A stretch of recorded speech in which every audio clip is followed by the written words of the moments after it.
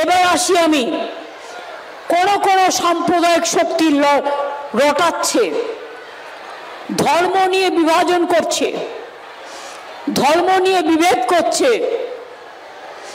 তাদের উদ্দেশ্যে বলি, ওয়াকফ প্রপার্টি সেন্ট্রাল গভর্নমেন্ট আইন করেছে বিজেপি, আমরা করিনি।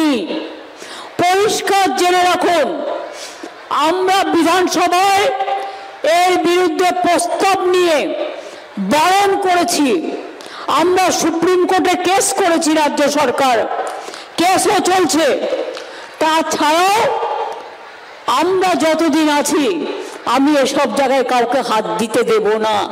আপনারা বিশ্বাস রাখবেন, আমি মাজার থানে হাত দিতে দেব না, জয়ের থানেও হাত দিতে দেব না, মাঝি থানেও হাত দিতে দেব না। হিন্দু হোক, মুসলমান হোক, শিখ হোক, খ্রিস্টান হোক, ধর্মীয় স্থানেও হাত দিতে দেব না। আমি ধর্ম নিয়ে রাজনীতি করি না, আমি সব ধর্মকে ভালোবাসি। সর্বধর্ম সমন্বয় আমাদের সবাইকে মানুষ হিসেবে ভালোবাসতে শেখায়। কি করে ভুলবো বলুন তো? নেতাজি সুভাষচন্দ্র বোস তো সব ধর্মকে নিয়ে কাজ করেছেন, গান্ধীজি সবাইকে নিয়ে কাজ করেছেন, রবীন্দ্রনাথ ঠাকুর বাংলার মাটি বাংলার জল করে হিন্দু মুসলমানের হাতে রাখি বন্ধন করেছে। আমি কি করে ভুলি সে কথা বলুন তো? নেতাজি সুভাষচন্দ্র বোসের রাইট হ্যান্ড ছিলেন শাহনওয়াজ খান। বিজেপি তুমি আমায় কি গালাগালি দিলে?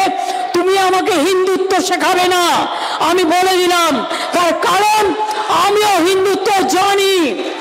জগন্নাথ ধাম আমরাই করেছি, কালী মন্দির স্কাই ওয়াক আমরাই করেছি, দক্ষিণেশ্বর স্কাই ওয়াক আমরা করেছি, মদন মোহন মন্দির উন্নয়ন আমরা করেছি, শিবযজ্ঞ মন্দির আমরা করেছি, মহাকাল মন্দির হচ্ছে শিলিগুড়িতে আমরা করছি, দুর্গা অঙ্গন তৈরি করছি, ফুল্লরা মা করেছি ডেভেলপমেন্ট, কঙ্কালী চারা করেছি, তারাপীঠ করেছি।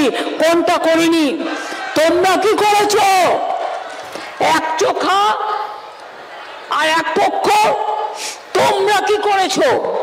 তোমরা তো একটাই চেনো, তোমাদের ধর্মের মূল কথা আসল ধর্মকে ভুলিয়ে দাও। অত্যাচারী ধর্ম।